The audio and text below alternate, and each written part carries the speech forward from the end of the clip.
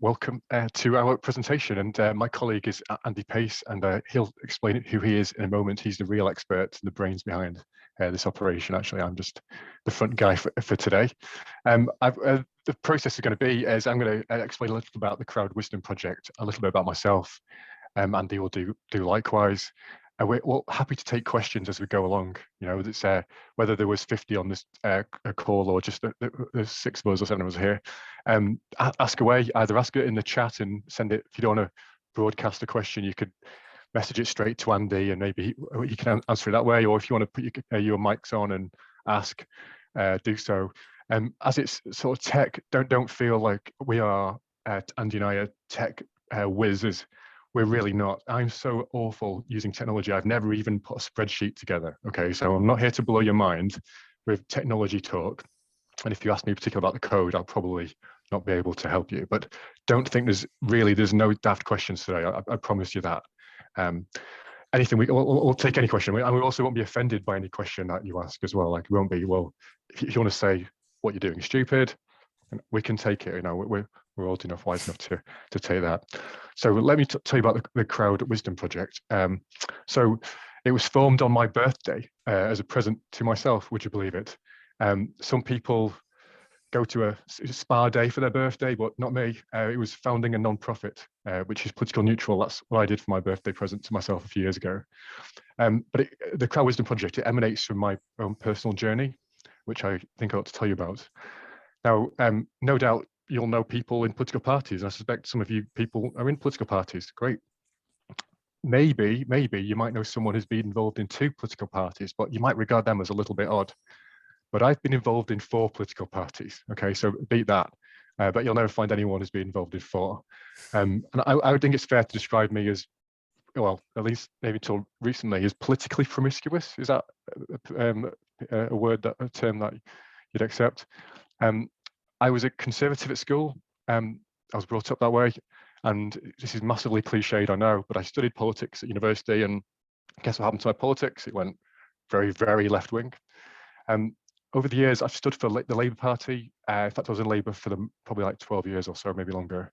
And I've chaired the Labour Party here in Harrogate, and I live in Harrogate, North Yorkshire. I actually voted for Jeremy Corbyn first time round. And then I sort of left 5 years ago. No massive fallouts, anybody, just I wanted some time in the wilderness. I experimented with Change UK, the Doom Change UK, or the independent group, if anyone can remember those people. And believe it or not, I had a year in the Liberal Democrats, which I left a few years ago. Again, no massive fallouts at all. In Harrogate, it's predominantly a conservative area, but it has had a Liberal Democrat MP from 1997 to 2010. I've run anti-fascist groups. I was a trade union rep, and I'm still in a trade union actually. And I was a trade union lawyer for many years. But also, so not only do I have that sort of trade union sort of background, a lot of my friends are in UKIP, believe it or not. And I'm also quite good friends with some Brexit Party organisers. And I guess you'll be thinking, oh, what a strange chap that Andrew Gray is. Who's, you know, how can he have such a diverse range of sort of political contacts and friendships? I'd say. And I'd say to you, if that's what you're thinking, which would be a fair thought to have, is for me, I just love great ideas. I love being around people that want to discuss big questions. I don't particularly like sort of gossip and stuff like that, but it's the big ideas that absolutely thrill me. And I love being around people that want to make their societies better. People that, you know, put all their energy and time into their cause. For me, people like that, and people like you guys on the call, anyone who watches it, for me, you guys are my heroes, actually. And I'm not trying to make you like me, but I genuinely think that. I mean, it's a gorgeous day out there. And let's maybe explain why we don't have as many people on the call today, but maybe they'll watch it when it's sort of cooler. But you're spending a sunny day trying to make your neighborhoods and communities better. I mean, that to me is heroic. Let me talk about the B word, Brexit. Okay, I have to mention Brexit, okay? The Brexit debate nearly destroyed my family, and it's destroyed families up and down the country. I've also lost good friends over politics, not just Brexit, but other things. For me, the tone of debate I've seen over the years on social media has been mostly horrible. But if you thought social media is horrible, like if you've ever read the comment section of a newspaper, that's, I think, even worse. And I'm sure we can be better than social media or the comment section. cliched as well, but when COVID struck, everything was going online, like see sort of Zoom calls we're having now still. Everything was going online except around democracy. And for me, I think the reason why democracy was a bit slow in the uptake, well, there's many reasons, of course. Lots of people wouldn't want to give up their power, of course. But I think Cambridge Analytica and their sort of involvement in Facebook back in the Brexit time, 2016, I think that really damaged the involvement of technology in our democracy. So sort of around that time, COVID is happening, everyone's Zooming everything and working from home. I chaired a load of roundtable meetings of these sort of political contacts to have from all political sides and none. And a friend of mine who's a tech genius, he said, "You've got to look at Polis." I'd never heard of it. And he introduced it to me. And he showed me how Polis worked and its history. And it absolutely blew my simple mind. It really did. And I can tell you, my mind is still blown today. I'm desperate, and Andy is as well, to show you more about it. I'll explain more about Polis in a moment, but Polis, if I could put it in one sentence, and you probably can't put it in one sentence, but my best go doing it, or best way of saying it, is Polis finds the very best ideas within a large group of people, and then it builds consensus around those great ideas. I said again, I think it finds the best ideas within a large group of people and builds consensus. For me, it's sort of the tool of our age, actually, and it hasn't come of age yet. I think it will, and the more people hear about it, and thank you for being here, the better Polis will do. So the Crowd Wisdom Project really has only been in operation for 6 months. I've had some ropey health matters and really have only been able to do it part-time in the last 6 months. But I'm proud to say, it's not a brag, but I'm proud of it, that in that time, we've facilitated 100,000 votes using Polis. We've primarily run conversations in Harrogate, my town, Knaresborough, which is a sort of smaller town near Harrogate, a very different vibe to Harrogate. And of course, we've run one in Wigan for Angela, which had, I think, over 10,000 votes, I think, in a very short period of time. In fact, that was the fastest one, I think, was our Wigan one. And we've worked for a law society, church groups, and environmental campaigns. As I said, I'm a lawyer, and so I run a law firm. It's got about 30 people in it. And law firms, as you probably know, are quite hierarchical. Even when I don't like hierarchy, so ours isn't particularly hierarchical, but imagine if you were a junior lawyer or a sort of new starter at my law firm or any other, and you think, oh, why did they do this? It doesn't make any sense. But I can't really say in the first week that the bosses are idiots. It's going to be a bit of a challenge. So perhaps those ideas don't come out. I'll never come out, maybe.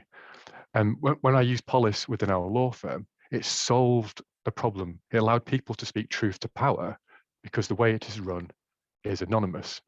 So a junior person could suggest, why doesn't the law firm do X? And everybody gets to vote on it. And that is incredibly powerful. So us as law firms, or the directors, we harvested all those fantastic ideas. It was brilliant, it really was. Now, I'll finish in a second. I'll just say that the Crowd Wisdom Project, our sort of purpose is to partner with organizations, such as people on this call and many others. And we want to help others to get the very best ideas from their groups, and then to build consensus around those ideas. Our view is that if we can do it on a local level, even like a business of 10 people, a church group, trade union, whatever, to political parties, eventually people will get used to just voting on and getting engaged in their democracy. And I think we will all become stronger as a society, I think, when more people are engaged in it. So I'll finish there, but let me introduce you to Andy Pace, who I says is really the expert when it comes to Polis. Andy, over to you. Thanks a lot, Andrew. Yeah, it's great to be here, and really good to have this first contact with Neighbourhood Democracy Movement. I unfortunately don't know enough about it. I would love to know more, and I would love to learn, because I'm really very passionate about local democracy, and have been involved, not so much at a party political level, but definitely a sort of community organizing level is something that I find very interesting and have been involved in. So just a little bit about me and my background. It's interesting listening to Andrew, because I think there are a lot of similarities and a lot of differences. I guess the similarity is around adopting a plurality of, or moving through a plurality of ways of looking at the world, different perspectives. And I guess part of my thinking is based on the fact that different perspectives, different voices all have something that need to be listened to. So my background is really different. In the late 90s, I went off to live in France and lived in a Buddhist community and was a Buddhist monk. I ended up becoming a Buddhist monk in the Tibetan tradition, and lived in Auvergne in France for about 8 years, and did a long retreat. And towards the end of that time, kind of realized, well, there's something not quite completely right here. I felt a little bit cut off. I felt, I'd become a monk, I'd taken the vows of celibacy and everything, and I'd realized that in myself, I kind of cut myself off from different aspects of myself that would probably do well to go back into society, get a job, get a girlfriend, have a normal life. And in that transition from being a monk to coming back to England and going back into normal life, I got quite interested in psychology and Western psychology, and particular sort of the thoughts of Carl Jung. I don't know if anybody knows much about Carl Jung, but the idea that we're made up of lots of different parts, different sub-personalities, and that, often we will be faced with a dilemma and we'll say, well, a part of me thinks this would be the best way forward, but I've got another part that's saying this, how do I weigh that up? And so that got me interested in these different sort of inner parts, and how listening deeply to all of those different aspects of oneself helps to create a healthy person. And the more I got kind of engaged in this, I started to train in a modality that was connected to Jungian thinking. And the more I did, I started to think, hang on, this is exactly the same as society. We've got all these different voices out there, these different perspectives, and they all have some kind of value, maybe not absolute value in some things, but at least there's often a grain of truth in a lot of different perspectives.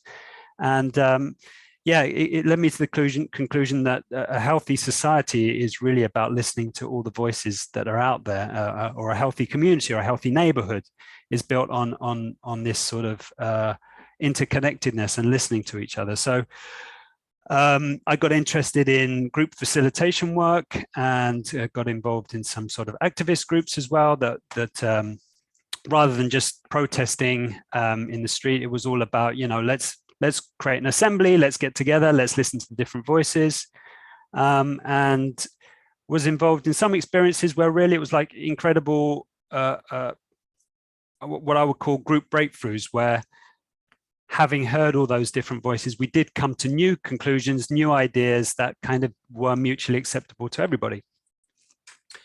So I followed my interest in that and got involved progressively in local politics. And in 2018, I was fortunate to be able to support, I was living in East London in Newham, and was able to support the new mayor, Roxana Fiaz, in setting up, which she had put herself forward as a candidate wanting to promote a more participatory democracy, less paternalistic, listening to all the voices, more transparent. And I thought, wow, this is music to my ears. And I said, I'm a local resident. I wasn't connected to the local Labour Party or anything, but I said, look, I'm a local resident, and I've been involved in facilitation and community work for some time. Would you be interested in having a discussion? We did. She really liked my ideas, and I ended up working to advise the council in setting up a whole series of community assemblies that now have evolved into citizens' assemblies. And that kind of kicked off my work in the whole field of participatory democracy. And I've been working on citizens' assemblies all over the UK now. Really love it. And also back in 2018, somebody in the US who I sort of feel is a bit of a mentor for me in my sort of learning of democratic process, somebody called Tom Atley in the US, alerted me to Polis, a tool. He said, well, this is an incredible tool that up until then, I'd always believed in people coming together was as human beings in a room was the most important thing. But he said, look, there's this incredible tool that identifies consensus. So I got interested in it, and I ended up being able to implement and use that in Newham. for some local engagement there. So since then, I've been playing around with Polis and being able to introduce it into citizens' assemblies. So obviously with a citizens' assembly, it's like a microcosm of the population.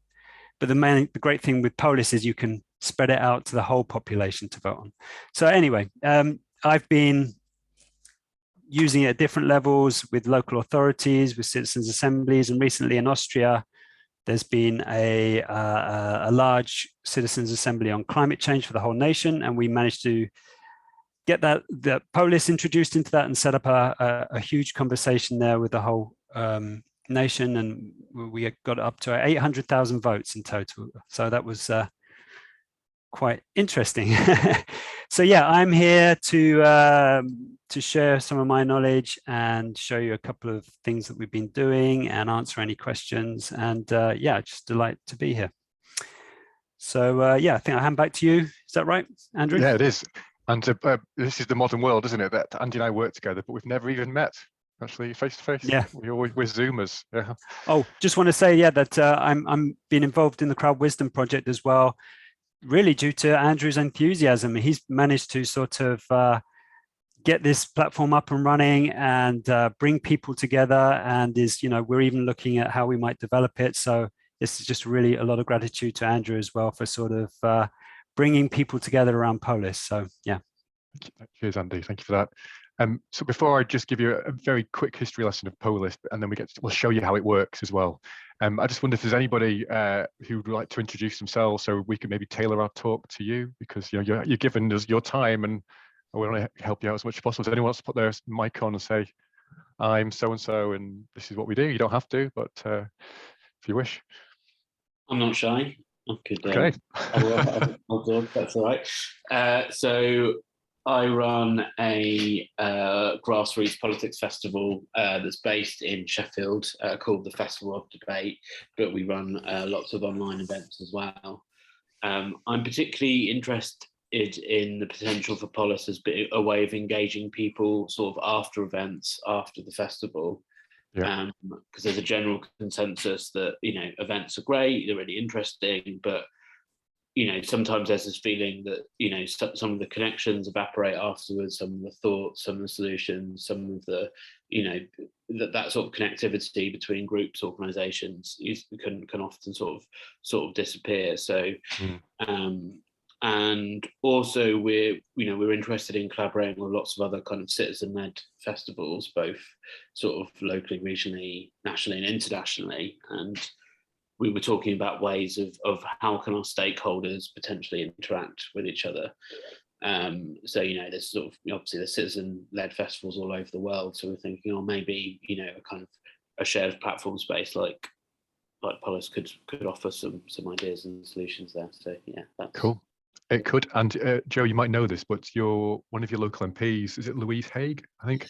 Yes. She's running a Polis at the moment, actually, which is great. I think she's the first MP to have done so in the UK. Very exciting. Well done. I think was she the shadow digital minister or something? Something along those lines. So maybe it makes sense that it's her. Yeah. I think it's transport, isn't she? Oh, she was transport. Or maybe she used to be digital. Maybe. Anyway, but yeah. Thanks.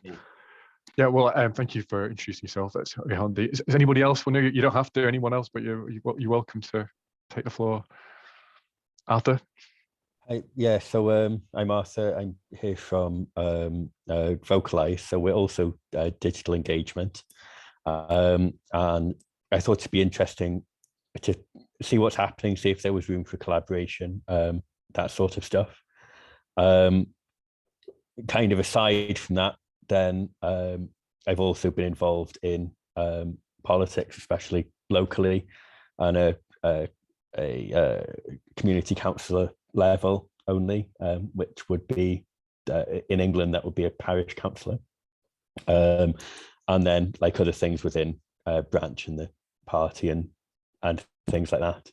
So so I've seen it like working from that side as well as kind of what we're doing now. But yeah, mainly it's kind of to look to see what collaborative possibilities there might be. Splendid. You were hopefully on the right call then. My personal view is that Polis is absolutely perfect for parish councils. Actually, I think it's where it ought to go next. type things. Splendid. Anybody else would like to go? You don't have to, take the floor. It's fine. Not everybody wants to. Abigail? Sam and I unmuted at the same time. Yeah, well, I'm just here. I'm two hats. Personally, I'm really interested in this area. Cool. I used to be a councillor, parish councillor, and a district councillor, and I was a parliamentary candidate once upon a time. But I've kind of stepped back from local politics because of this inability to find consensus. I think that's probably characterises my kind of distance from it, and I'm just looking for ways in which I can help bring more consensus about locally where I live.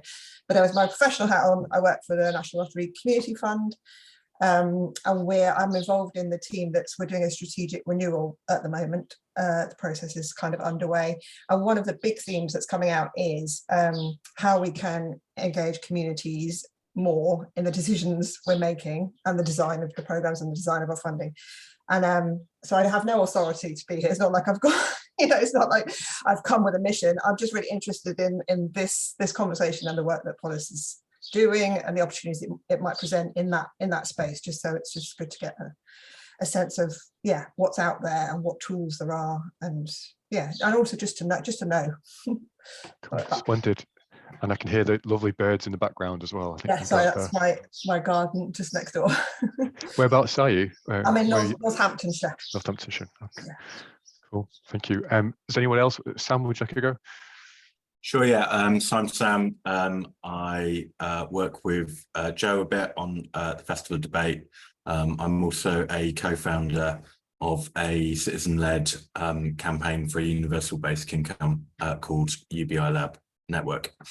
And we're kind of interested in, I'm just sort of interested in Polis generally, but also sort of specifically, we're thinking about whether we could use it or something similar to answer some of these questions, these open questions that we've got as a campaign at the moment about exactly what kind of universal basic income we would like to see in the UK. So what the level should be, what the who should be eligible for it, all those kind of questions, which are quite open at the moment, and also kind of questions about what changes should we make to the tax system to pay for it, all of which are quite contentious and quite knotty and difficult to work through. So I'm wondering if this could kind of maybe help answer some of those.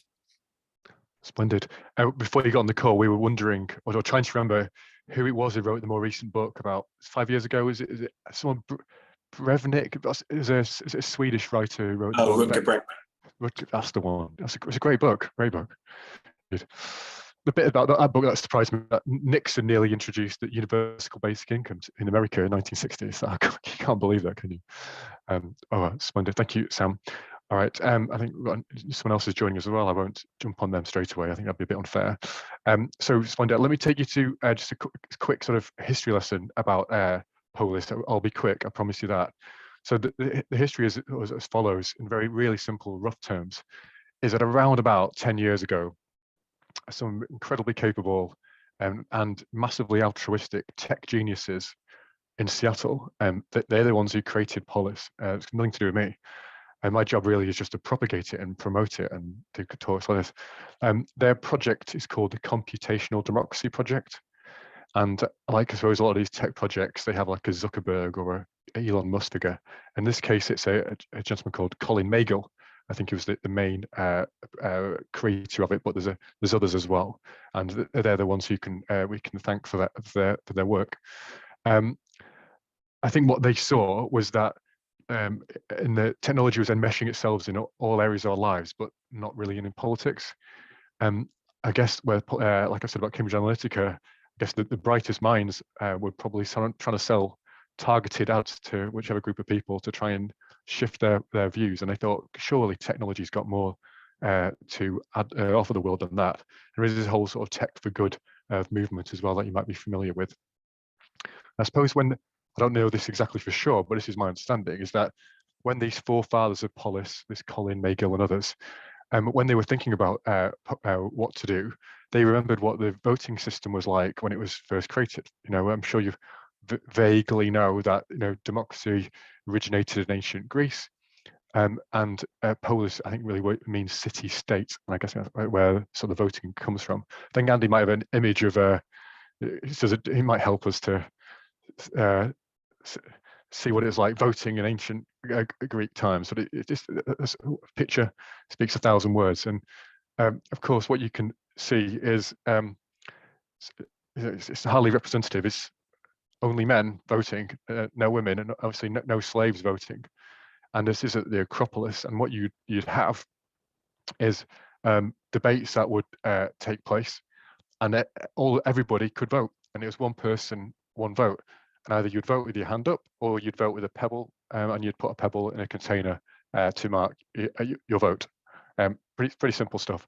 And of course, that's direct democracy. It's probably more similar to how the Brexit vote worked. And to me, that's sort of democracy at its purest form. Obviously, why don't we have that today? You're all incredibly smart people, you know this better more than me, but as cities grow, issues become more complex, you're going to need the representative system because, of course, the technology didn't exist for everybody to participate. But now we have that technology. I think it changes that logic. Certainly it does in my mind. So Polis allows people to be surveyed in their own words, even with their own spelling mistakes and their own colloquialisms. And Polis uses machine learning to find where people agree, and then it builds consensus around that, and we'll show you how it works. A quick legal point about it, which I think is interesting, and maybe you might as well, is the technology, what's called copylefted. And even as a lawyer, I'd never heard of copylefted. Most people have some idea of what copyrighted means, i.e. there's some sort of some sort of value in like a painting or in a code or just generally in some works. But copyleft is just gorgeous. Essentially, it's this: is that the way copyleft means if the world owns this, whatever there is copylefted, but if you improve it, make it better, then you must share those improvements with the world. So if anybody improves Polis, fabulous, and that's what they want. You need to go online and then share your improvements with everybody. It's very collegiate like that. For me, I think one of the reasons why you might not know, obviously people on this call know something about Polis because you're generally politically motivated, but most people haven't heard of Polis. And I think the reason is because there isn't tons of cash pushing it, because there isn't tons of cash to be made out of improving it, I guess. So as good as copylefted it is, it might have actually hindered its growth, perhaps. Most famously, if you know anything about Polis, it's been best deployed in Taiwan. And if I could pass over to Andy, who will just explain the Taiwanese model. Yeah, I've actually got a little video that I'm going to share with you about Taiwanese model of how Polis became famous, really. So it all began with something called the Sunflower Movement in Taiwan, which was a political movement which had some sort of connections and similarities to things like the Occupy movement. It was quite a young movement where people came together, and there was a lot of sort of civic hackers involved. And basically they set up a system which people could vote on issues, something they called Gov0. And the Taiwanese official website was something Taiwan.gov, and they created something which was .g0v, so they called it Gov0, and it was an alternative. And interestingly, what happened in the Sunflower Movement was that after some protests, the government actually was so impressed by what these civic hackers were doing that they actually integrated it into their formal institutions. And one of the civic hackers, a person called Audrey Tang, became the digital minister for Taiwan, and then helped to employ Polis as well as other digital methods in finding common ways forward that would work for the whole of society as much as possible, particularly in the realm of digital issues. One of the very famous issues there was around regulating Uber. So they're back in the news, Uber now, bit of an aggressive campaign that they have in getting their business model taken up. And when it came into Taiwan, it disrupted the situation there with the local taxi drivers. And in order to work out what the regulations should be, they actually set up a Polis and worked out a way that they could, that there were enough statements that came out of it that they could then take into stakeholder conversations and then develop into policies that were actually, they found to be mutually satisfying for all of the camps and all of the different stakeholders involved. So I'm going to show you a little video about that, and it's about 7 minutes, but it gives you a flavor of Polis and the potential for it. So just going to set that up now. And just as whilst Andy's doing that, I can say that the BBC team that actually filmed this in Taiwan, they came to Harrogate 2 weeks ago and actually came to my house to do a piece about what we were doing here in Harrogate. And it's going to be on BBC World Service fairly soon. The program's called People Fixing the World, which, if I die with that on my epitaph, I would be very happy with that on my gravestone. Thank you, Andy. Okay. Whoops, didn't work. Oh.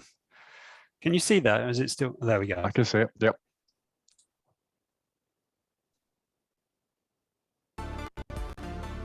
Here I am in Taiwan, a place sometimes known as Technology Island. It's famous for producing semiconductors, but now it's using technology to disrupt a completely different kind of industry, one we often don't link to computers: democracy itself.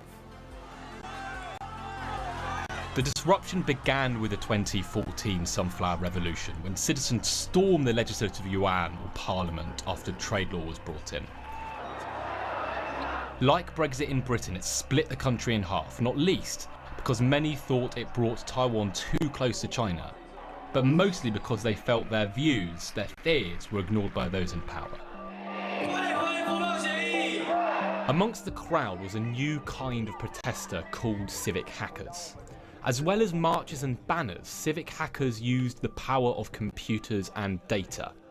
They've come up with new ways of making decisions and astonishingly got the government on side, who asked them for help so they could listen better too. One of the people in the crowd that night was Civic hacker Audrey Tang. Was there the night before they burst in? Yeah. When they're just about to burst in, and I was there to provide the internet connectivity. Having recently returned from a high-flying career in Silicon Valley, she turned from technologist to politician.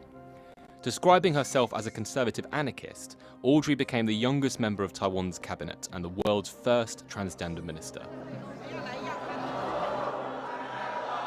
She and her colleagues became the champion of a new transparent process of decision-making. It was called V, or Virtual Taiwan, and its first big job was to get people talking. And its first big test was literally on the roads of Taiwan itself.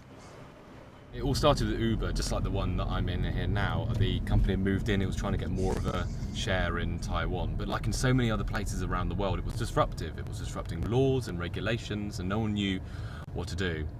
Well, then a new digital platform was used, and a deadlock that had long existed was broken. Central to the V1 process was a platform called Polis that originated in Seattle. When the question of Uber arose 3 years ago, citizens and drivers and industry reps from across the divide were all invited to join that single online space and submit their views.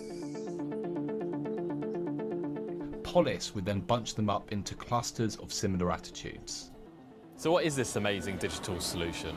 Well, first it allowed you to see just what cluster you were in yourself. But then, and this is what made it so different from other digital platforms, rather than surfacing what divided each of the clusters, it gamified everyone trying to find what they actually had in common instead. The game here is to win consensus, not majorities. Polis works to unearth what almost everyone has in common, not just the 52%. So I log on to Polis, I join the debate, and I can respond to the statements of others and then eventually draft my own. But my statement has to win support from all sides of the argument, not just my own, so I have to rewrite it. But if I keep drafting the same entrenched message over and over, I won't be heard. I might as well not be there. It's only when I've refined my message enough to reach across the whole debate that Polis allows me to be heard. Meanwhile, the site sifts through all the statements as they were added and redrafted to work out common ground. And as the discussion changes, so do people's avatars to reflect their new relative position within the debate. After a handful of weeks, the most consensual statements emerge, and having garnered support from across the whole of the debate, they might not look like anything that was said at its beginning, but now, because they're consensual, they can be turned into regulations and laws. It certainly settled the Uber question 3 years ago, but now Taiwan is tackling a hot new topic: e-scooters on the roads. It's strange to think, but these are exactly the kind of things which actually disrupt democracy. They come out of nowhere, they disrupt all the rules and regulations which exist, and if the law can't adapt quickly enough itself, then actually it quickly becomes more and more irrelevant. Whether e-scooters should be allowed on public roads and walkways has been dragging on for about 5 years, almost as long indeed as it's taking me to stand up straight on one. But these guys have no such problem. They are keen riders and they want change. Is this kind of giving you a route to deal with this kind of question and be involved in a way that actually the normal ways in which we do democracy just isn't? Make things all go easier. Because you use the Facebook every day. Are you ready to kind of listen to maybe people that don't think that e-vehicle should be made legal and maybe find a third way? Yeah. Yeah? Totally open. That's why you're here? Yeah, that's why you're here. Yeah. I'm back with Audrey to ask a bit more about why Taiwan is so successful. It's the people who knows more about what to do when there is an emergent technology, when there is an emergent social issue. It shows both the division and the consensus, but much more importantly, it always shows that the consensus outweighs the division. If you have a reply button, then people over-focus on the earlier, more polarizing topics. But because there's no reply button, there's no way for troll to grow. So far, Taiwan has been used to set the agenda for some 20 laws and regulations. And from now on, at least some elements of it will be used for all future legislation too. But it will be interesting to see whether it will ever be used for highly sensitive, significant, divisive issues. I am not convinced politicians are ready to give up this much power just yet. We still have so-called digital gap in our society, which means some elder people or some people in other places don't use digital tools very much. So that's why I think we still have some function to collect opinions from different groups. But for digitally savvy groups at least, it found that previously distant views actually had much in common with each other regarding both taxi safety and rider convenience. Uber was allowed to operate in Taiwan under certain conditions while relaxing laws on taxis so they could operate in a more Uber-like way. And as for e-scooters, people expressed fears about safety and whether the roads could cope, but all the divergent attitudes and indeed oppositions soon boiled down to two main groups. Through the platform, the next agreed step was to launch a pilot site. And that's being thrashed out tonight. Before Polis, there will occasionally be people just on polar opposites and they refuse to sit together. But once we switch to Polis, that never happened again. Audrey sees these changes driven by hacker culture as vital for the health of democracy. My last question was whether all of this that we've seen is really, truly here to stay. Well, the V stands for virtual, but it can also stand for vulnerable, right? But I think the spirit of collaborative governance is larger than any particular experiment. And so for that, I think it is enduring and indeed inevitable. If the democratic institutions do not hold ourselves accountable to this new culture, then we risk being rendered irrelevant. The legitimacy of institutional democracy will go further down.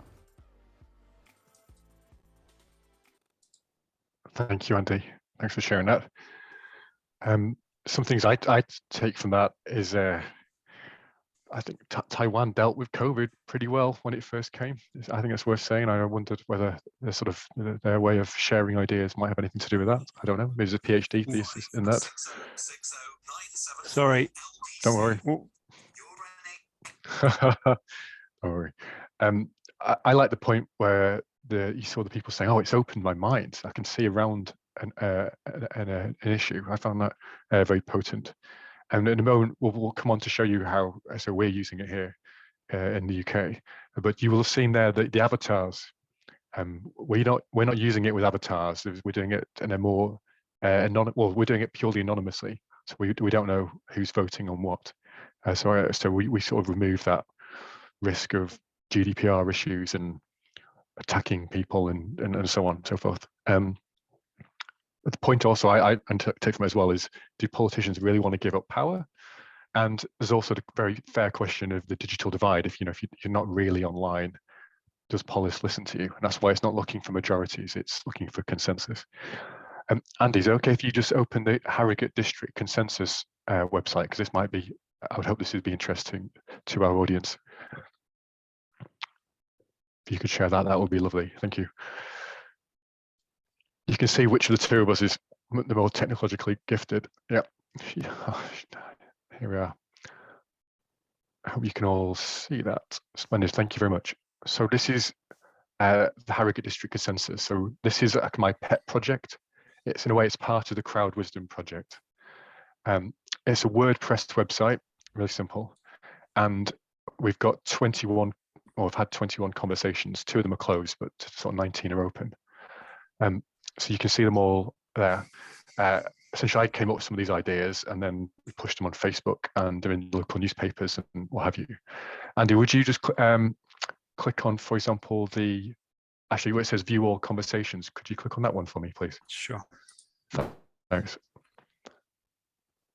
So this is surprisingly easy to do.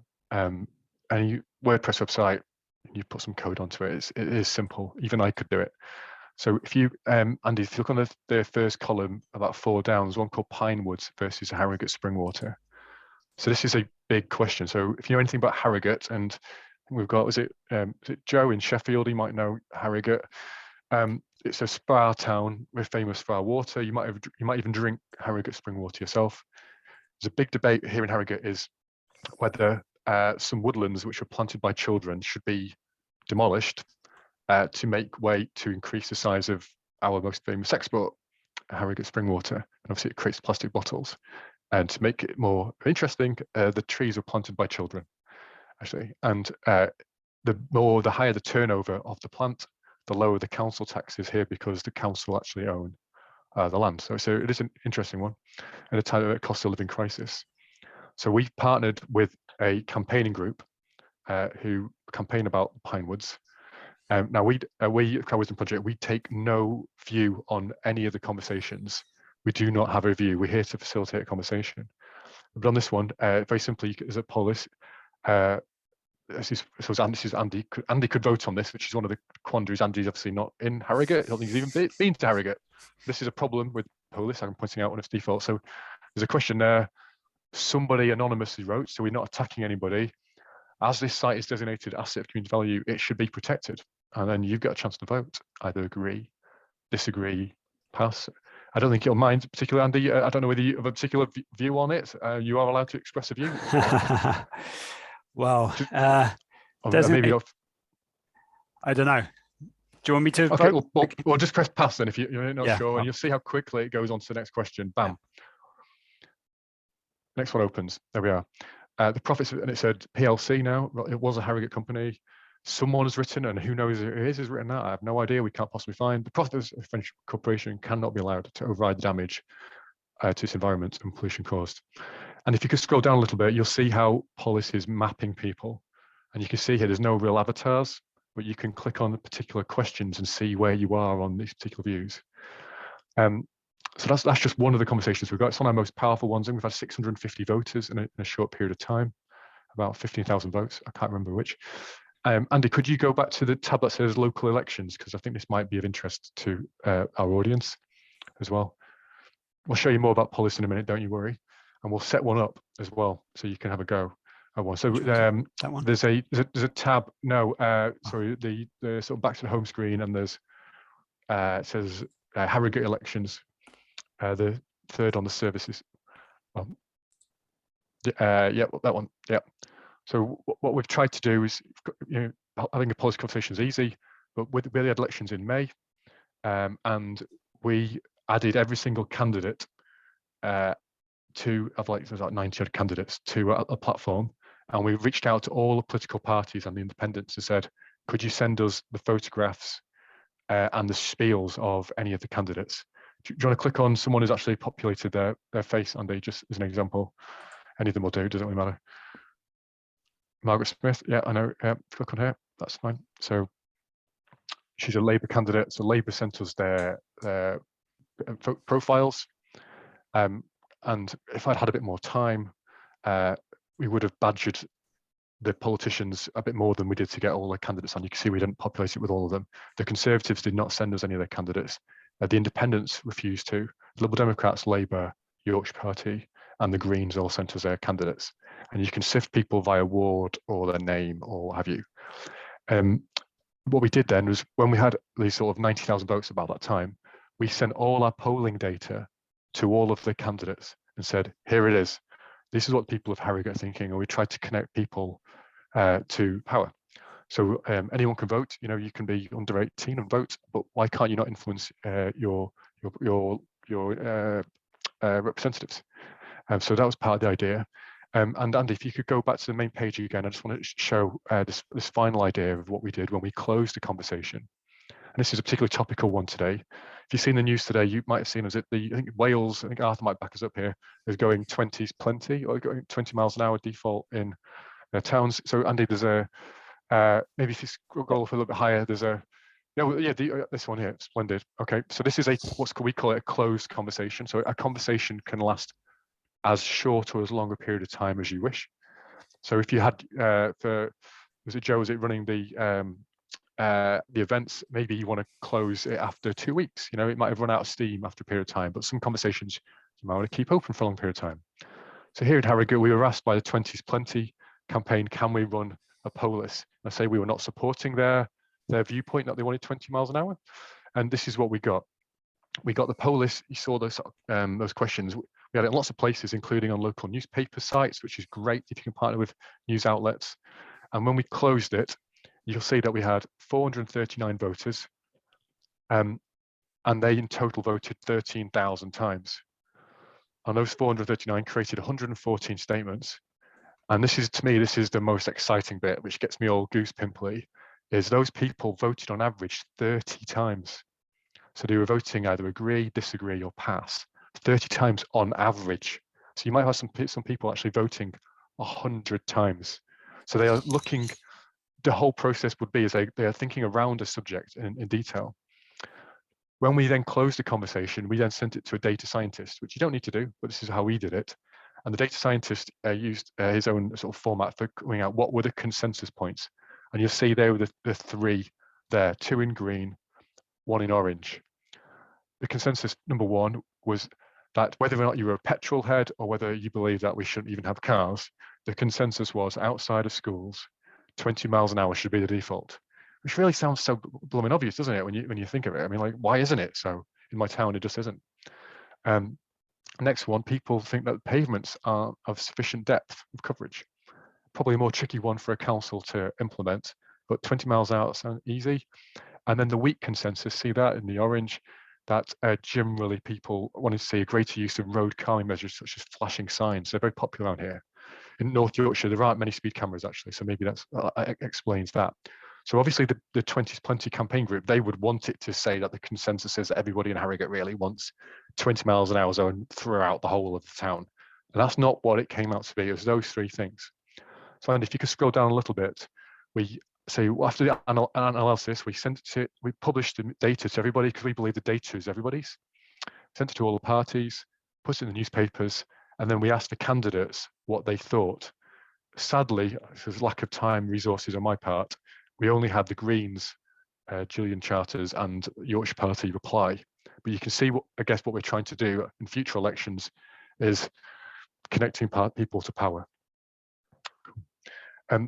About the Harrogate district census, I mean, does anyone have any questions about this now before Andy shows you what happened in Newham?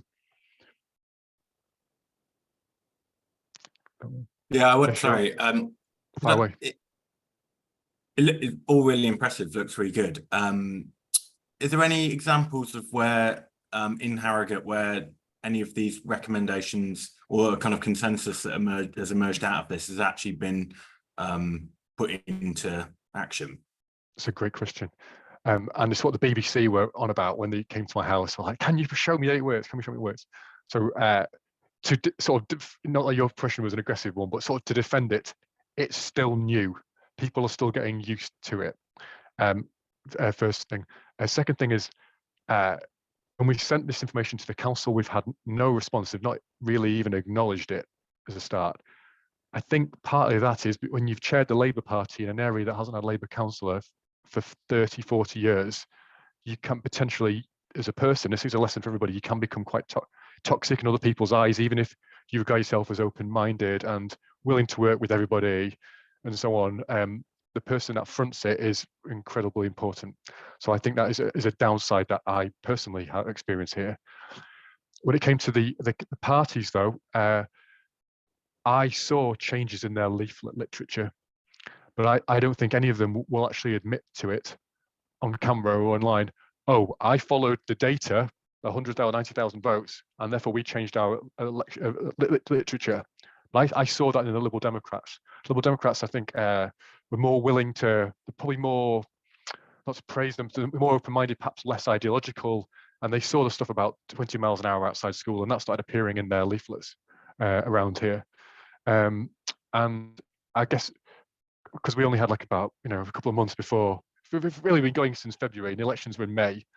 The candidates were declared, but there isn't really enough time to work on it. But it's really, for us, it's the next election cycle. And what we'd expect to see is, and what I've got is, if some of the councillors who have now got elected, they're asking to run a Polis for their area to say, well, why should I just reply to emails from angry residents? Why don't I have it in my parish or constituency just as a listening tool? So I'm really proud of the steps we've taken so far. Can I absolutely say we've changed policy? No. Do I think it'll change in the long term? Absolutely, 100%. I've got no doubt about it. And the Harrogate area is quite, it's an oldie world. There's a lot more retired people here. We're not as digitally savvy. Take it to London and so on. Any further questions on Harrogate before we can take it to Newham, which is a very different demographic? Cool. Andy, do you want to show the guys what you did there? Because you had more votes and it was you partnered with the council. Yeah, so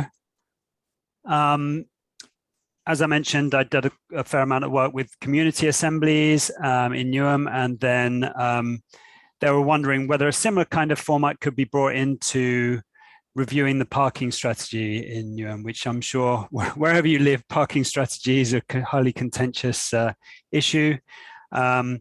Previously, they'd had consultations where they'd become such hotbeds of anger that they'd had to, call in the police. They brought me in to say, they were incredibly worried about holding a consultation on parking, such a contentious issue. And so I said, well, look, there's a couple of things we can do. Change the format of the conversation. Rather than having you at the front of the room and an angry room facing you, let's get people around tables discussing, let's get different stakeholders in the room, and let's use this digital tool called Polis, which is going to map out the opinion landscape and help people who are entrenched in their sort of own ideas and their sort of narrow interests, and at least open it up and help them to see that there are other people that are thinking differently and try to create a more collaborative conversation. So I'm going to show you a little video.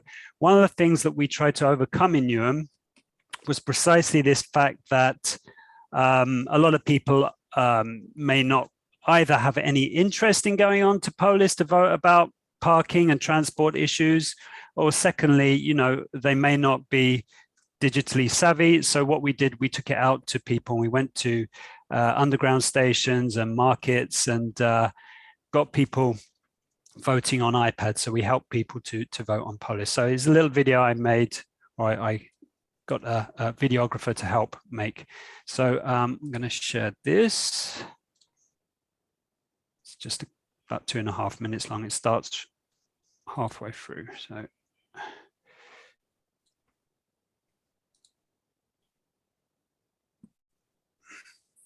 Coming up.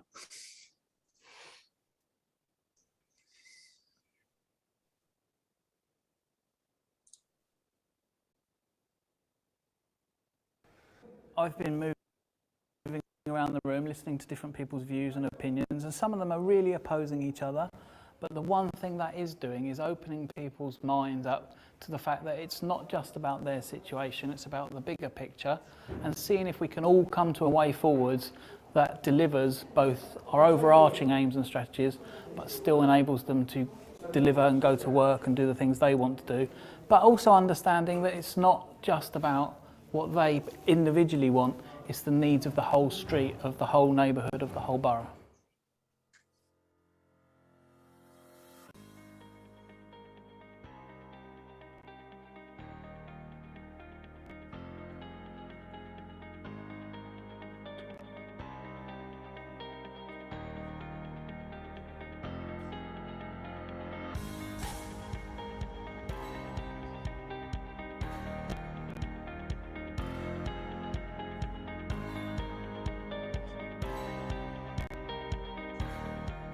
So this is the report with the results from Polis. Here show how divisive the conversation was.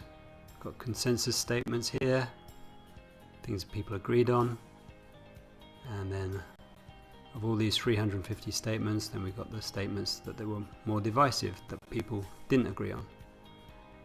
And the interesting thing about Polis is that it sorts people out into clusters of opinion, and we have Group A and Group B. Group B are more focused on getting around quickly and efficiently and the needs of work, family, older people, whereas Polis revealed that for Cluster A, they're more focused on health, long-term environmental impacts and sustainability.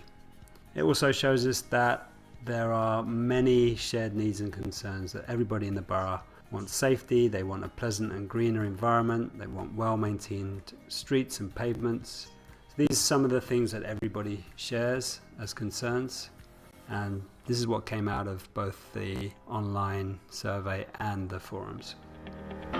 It's my job to try and write a transport strategy, and Graham's job to try and write a parking strategy, and we'll be doing that over the next 2 to 3 months, and those draft documents will be available for you to look at and to comment on, as I say, in a little while.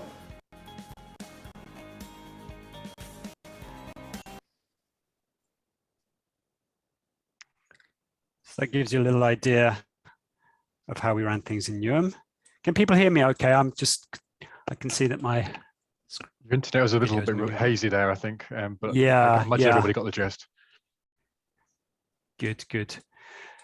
So yeah, that's just a little bit of a taster of how, that's one way that I try to work, is to set up a Polis digital conversation with a larger population, and then bring that into smaller forums that are either like a citizens' assembly, a randomly selected sample of the population, to be informed about the issues and also to be informed about how local people are thinking about Polis, or to bring stakeholders together to then discuss and develop sort of policy options. So this is what we did in Newham. I guess the question that always comes up is, so what came out of this? Well, sometimes it's a little bit tricky to track.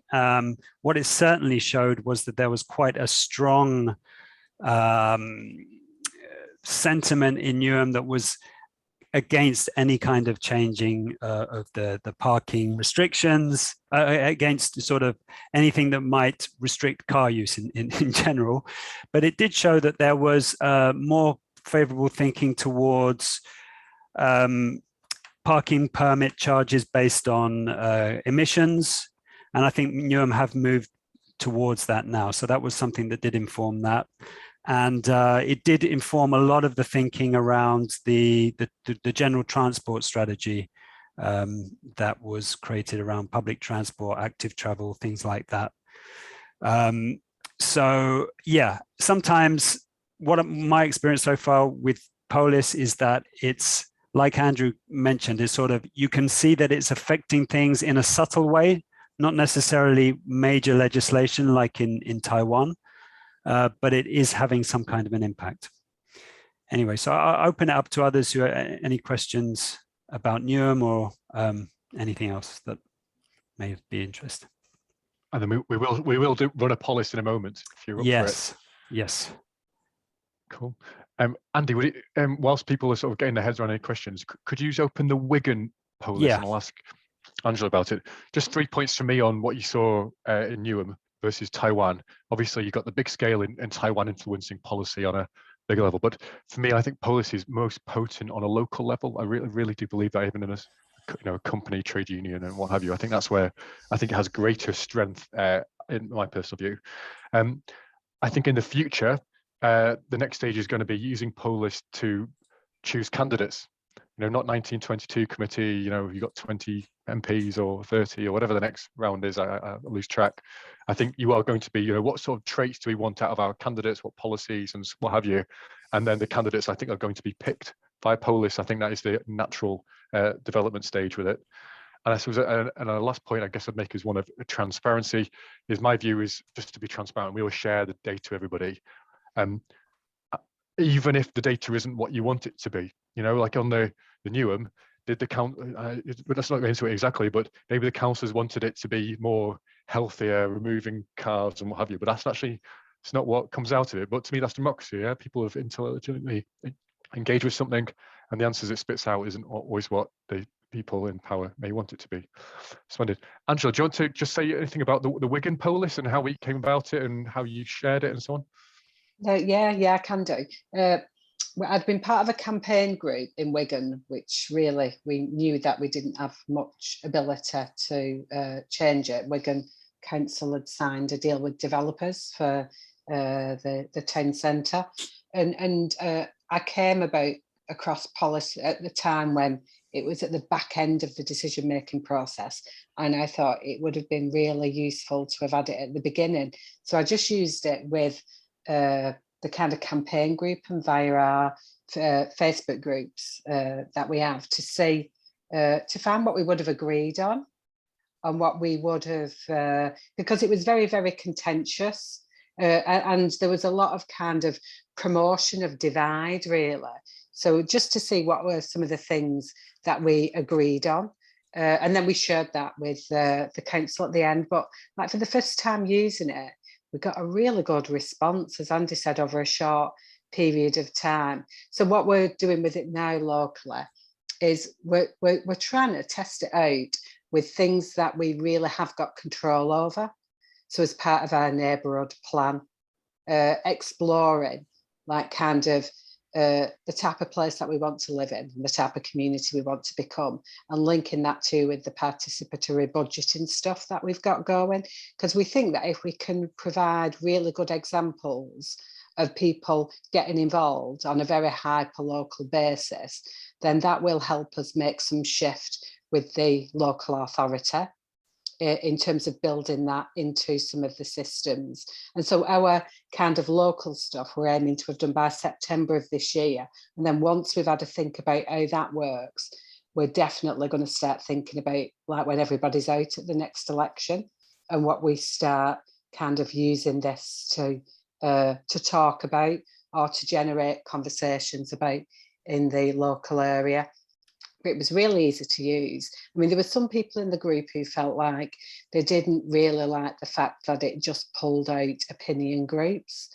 They couldn't, they were like, what about everybody else? So, part of these opinion groups. So it's very different than a traditional, like kind of consultation survey, but it's really beautiful at finding out what people do agree on. And I think, 67% of people in Wigan voted Tory for Brexit, sorry. And then, we've got Lisa Nanda as our MP, and we've had an awful lot of division. So things like this that bring us together around consensus are very much needed. Angela, can we show people the back end of Polis? So this is sort of the front end where people were voting, and this is a closed one. This is how you set it up. And honestly, it's not that difficult. And yes, and also we'll show you the report as well. The report is in depth. So this is sort of what if you go to back to all, I think if you click on all, yeah, and then the Wigan one is right down towards the bottom. Yeah, and it was really good actually because I could see the report. Something funny's happened here, isn't it? Whoops. That's never happened before. Why is that? What are the chances of that? The turnover for the first time goes down. Why is that? Well, let's try again.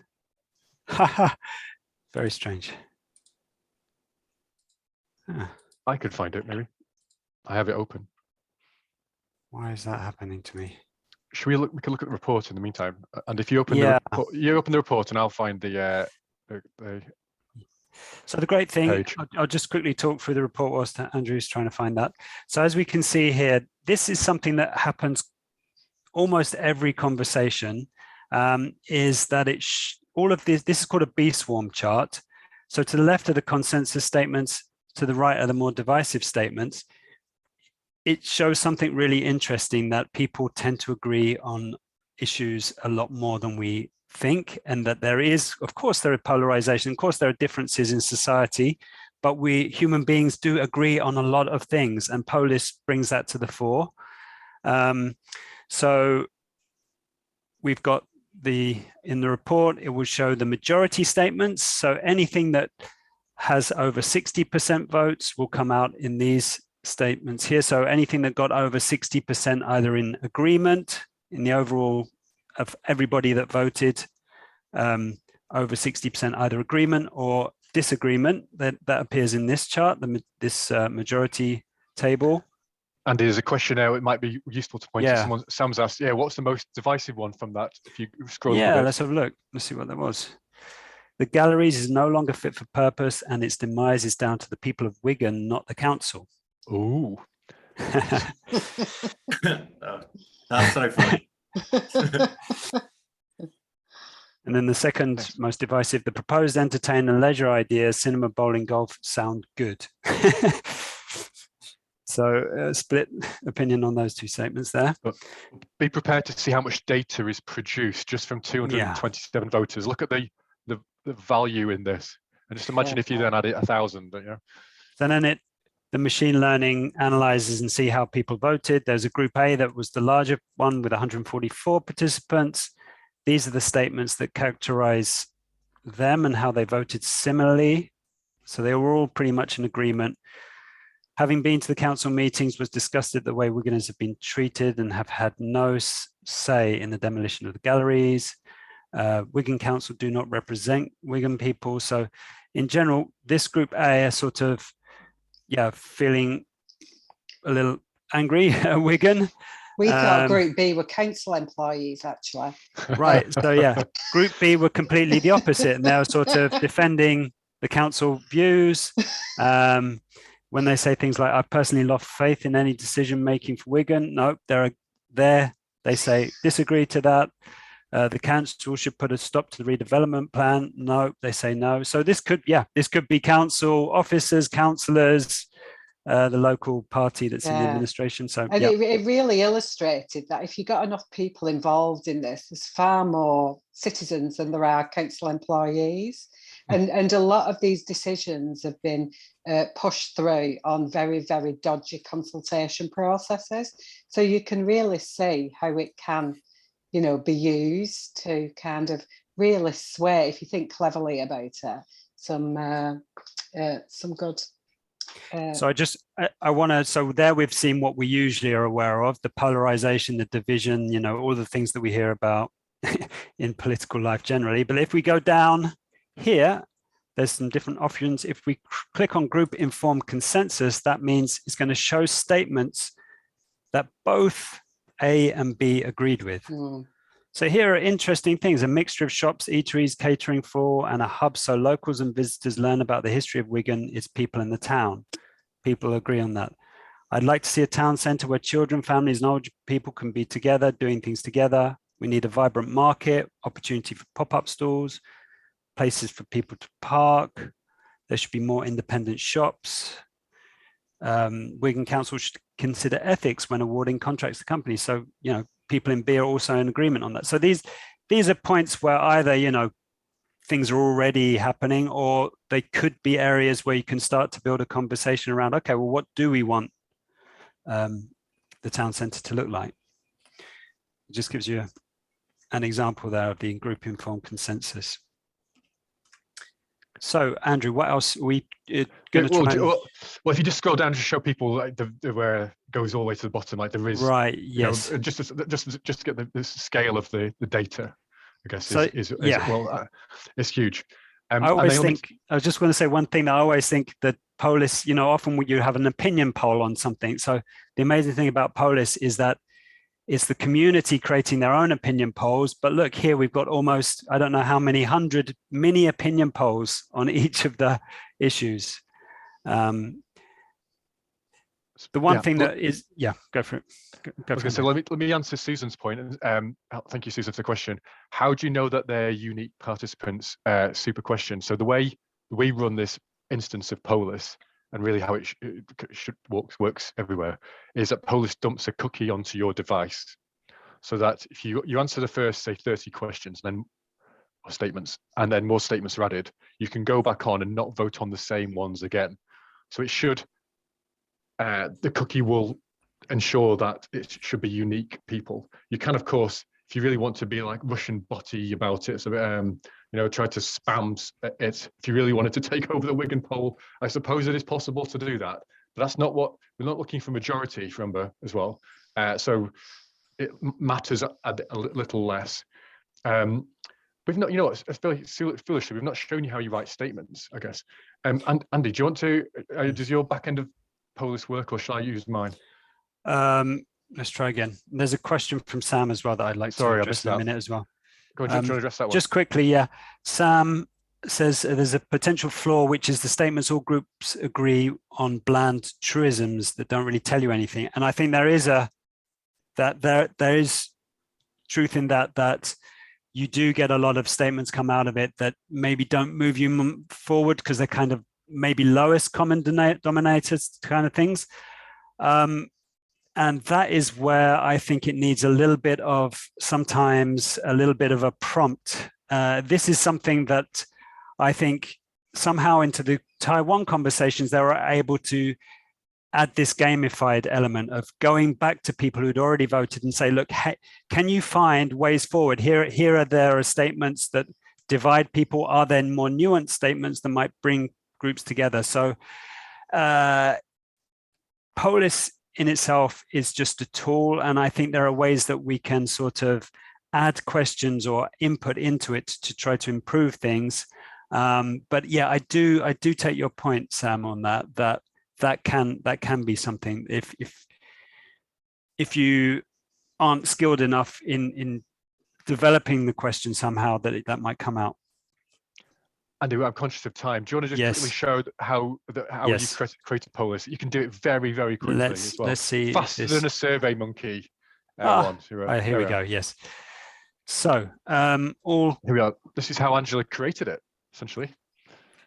So this is a new conversation that we set up here just for the NDM. Let's move to that one. Yes, let's move to that one. Yeah, and then we'll. To create a new conversation, just click on this, and it brings up a page here. You type in the topic with your question. You may want to give a little bit more detail as to what it's all about, you know, what the neighborhood democracy movement is about and its challenges, etc. And then you add in seed comments. So seed statements are basic statements that people can start to vote on, because when you come into a Polis statement, people need statements to vote on. So that's you seed it with 10, 20 statements. And then you customize the user interface. It's all very simple. If you click this, after 7 people have voted, you'll see the visualizations. You can use Polis in a way that doesn't have people commenting, but obviously we want people to input. So we click that box. This shows the explanation text, tells them how to vote. And then there are other options here about having their icons show up from Facebook or Twitter, which if we want it to be run anonymously, we don't have. And then we also have comments to be shown without moderator approval. We want to have moderator approval. So yes, we have that checked. Shall I show other things, Andrew? That's something, do you want to share that now on the chat? If people feeling willing to have a go and create their own statements as we go, we've only got a few minutes. So then we go to here, distribute, and we come up with this link. I'll copy that and stick it in the chat. You don't have to participate, and obviously we won't know who's saying what about the neighbourhood democracy movement, but it might help Angela with her with the direction of travel that she wants to go into. So I'm going to click on it as well. Okay, and we can, there's some statements I think there, but you'll see how you can write your own statements if you click on the link. So I'm going to start. Let's have it. If you give a couple of minutes of just voting and adding statements.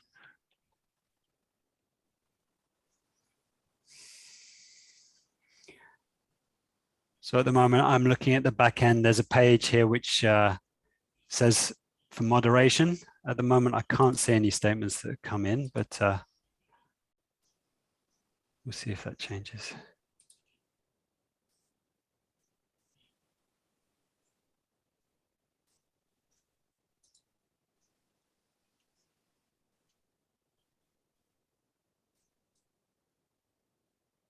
Are any statements coming in? I think they. Well, I'm getting emails to say that. 6 participants have voted. Yeah. Okay. So I think this adds. Susan was getting at this point, I guess, is though. So this is where Andy now has to. This is where the human element comes in. So if someone had written something defamatory on there, like Angela is an ex-murderer or something along those lines, so the human then interacts with it, Andy, and disbars that. And so we have a moderation policy, which is as long as it's not defamatory, as long as it doesn't identify the statement maker, as long as it doesn't attack somebody as an individual, or is wildly off topic, generally speaking, we let it through. Even if it might be factually dodgy, or the spelling's a bit rubbish, or it's, as I think Susan was getting at, sorry, Sam, the statements are getting a bit bland. You kind of let them through because its blandness allows it to develop like any conversation. And if you sort of go back into it again, you can vote again. You can see how it goes. So let's see.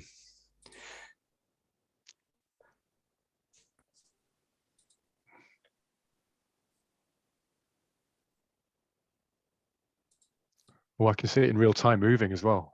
Yeah. You see the visualization at the bottom has appeared. That's great.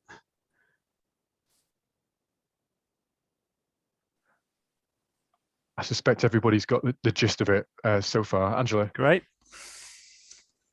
Did you get your hand up, or did you? No, I was just on my face. Don't worry. Should we move it to sort of Q&A, because I'm conscious of time as well. And I probably didn't do that entire justice, but I think you hopefully got it. Are you able to display the results from that, or was there? Yeah, we can quickly, very, very quickly, I'll just show you the report from that came up. And you'll be, guys, it's completely anonymous as well. Like no one knows who said what or what you voted on. We have no idea. And the big sort of light bulb moment for me, other than when I first met Polis, is because you're not attacking people, and you can't be defending yourself as well. There's no person, it basically becomes nicer, Let's have a look. So 7 people voted, 7 grouped. We've got here's quite a wide distribution at the moment because it's a small number of us. Majority statements, decentralized, peer-led, and open source should be the center of all NDM offerings. 100% ones. NDM is awesome. Neighborhoods all need to use Polis. Wow, 100%. NDM should run its own festival on neighborhood democracy. 100%, so that's a very popular idea. Group A at the moment is just, seems to be NDM is awesome. So it hasn't really had time to do enough machine learning. There's not really been enough voting going on, but gives you a little bit of an idea. Here we've got one that shows a bit of division here. Every village, town, and city should have its own version of NDM, and all are convened by trusted local hosts. So that was where there was a bit of a split between. But there, you get a bit of an idea of how that's starting to form, even this early stage. In the last comment, let's talk about maybe how we can help you. So we have our own what's called instance. So you can use Polis using the version in Seattle that's there, and the data is there, I think, more or less, and that's cool. We've picked up the code and have it on our own server here. There's some cost with it. I want to say we're a non-profit. We sell it to businesses for about £300 a go to harvest best ideas. We give it to environmental groups totally for free.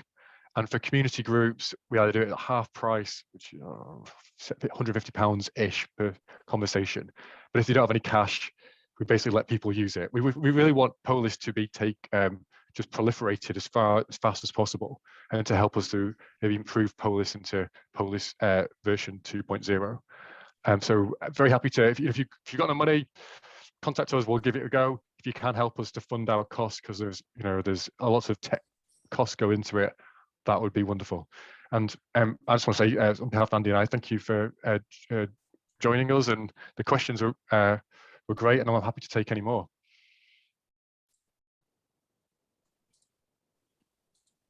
And if you don't like it, you can say it. I won't be offended.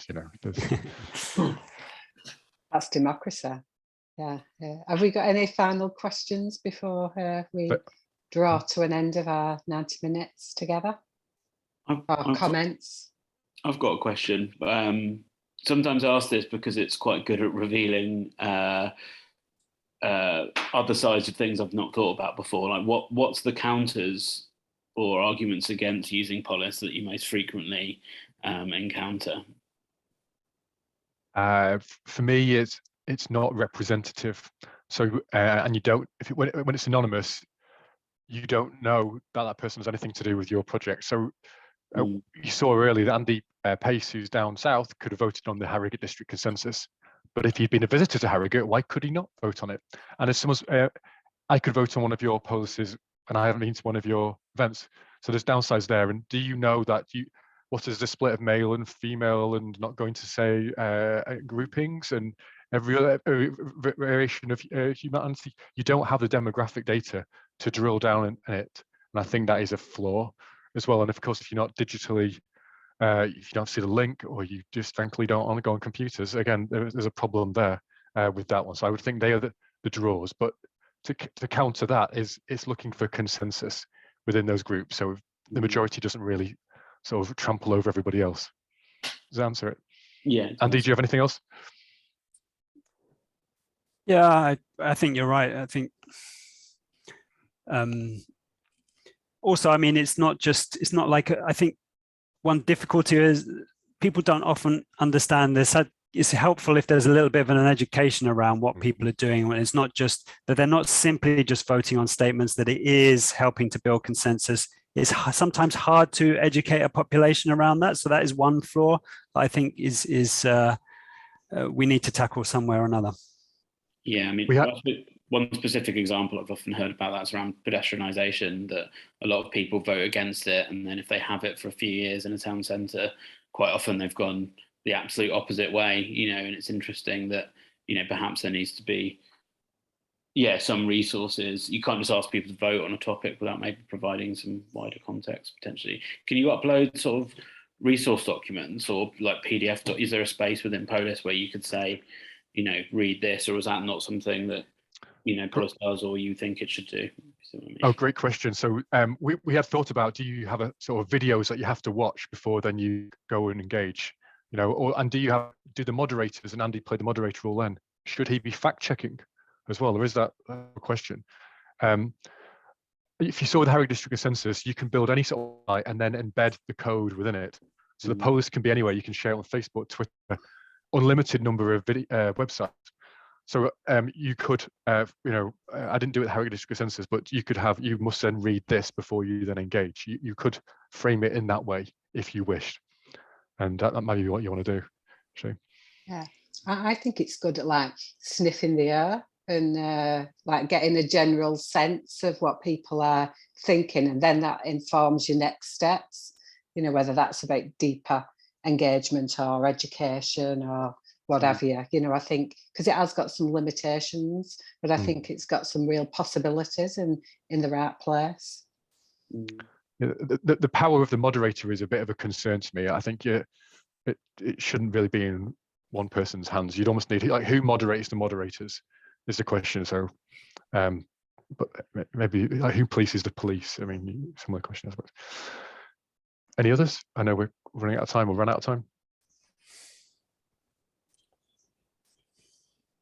And if people want to contact you afterwards, Andrew and Andy, they can just get hold of you through the Crowd Wisdom project. If there's any questions that come to mind afterwards, or people are curious around knowing a little bit more. Indeed, don't let money be a barrier. That's not our motivation. So very simple as well. It's Andrew at crowdwisdom.org and Andy at crowdwisdom.org. So thank you for your time today and for kind of coming sharing your experience of using it with us. I've thoroughly enjoyed the experience, and thank you to those who've come today to listen to and ask some great questions. We'll be sticking this up on the website in due time so that more people can take a nose at it and make their minds up about whether it's something that might have legs where they live, work or play. So great. And Susan, I'll be interested to know how you think we might fit it with vocalised too at another time. And Arthur. All right. Thank you all. Thank you, everybody. Take good Thank care. you. Cheers. Right, Bye-bye. Thanks, everyone. All the best. Bye. Bye-bye. Bye. Bye.